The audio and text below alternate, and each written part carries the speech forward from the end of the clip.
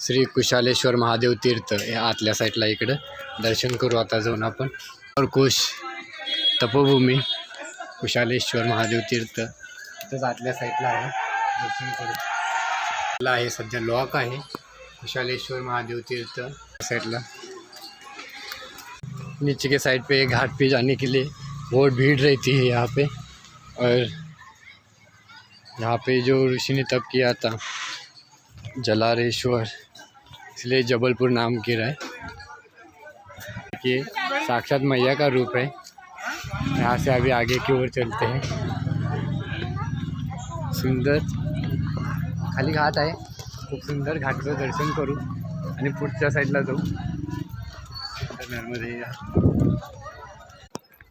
नर्मदे हर तिथून कुशालेश्वर महादेव तीर्थपासून सरळ पुढं आल्यानंतर ना हे असे प्राचीन मंदिर आहे आतल्या साईडला. आणि इथून पुढं हे असा मार्ग खूप सुंदर. आणि आजची सुरुवात जिलेरी घाटवरून पुढं गोरा घाटपासून चाललेलं आहे पुढच्या साईडला. किनारे किनारे रस्ता भारी आहे इथं. हे बोलतात ते जिलेरी, जसं ऋषींचं हे होतं तसा हा टापू आहे बोलतात. हे बघा मध्ये टापू आहे, दोन्ही साईडनं मैयाचा मार्ग आहे आणि वरती आश्रम आहे. शिवलिंगचा आकार आहे असं मध्ये सेंटरला आणि दोन्ही साईडनं पाणी येतं. हे इकडून पाणी वाढल्यानंतर नाही पलीकडच्या साईडने येते. हे सरळ पुढे जायचं आता आपल्याला. नर्मदे हर भरपूर दिवसाची जी इच्छा होती त्रिशूलची, ती आईचा आशीर्वाद भेटला आहे काल. त्रिशूल खरंच आशीर्वाद वेगळा भेटतो. जे मनापासून मागतोय आपण ते भेटते.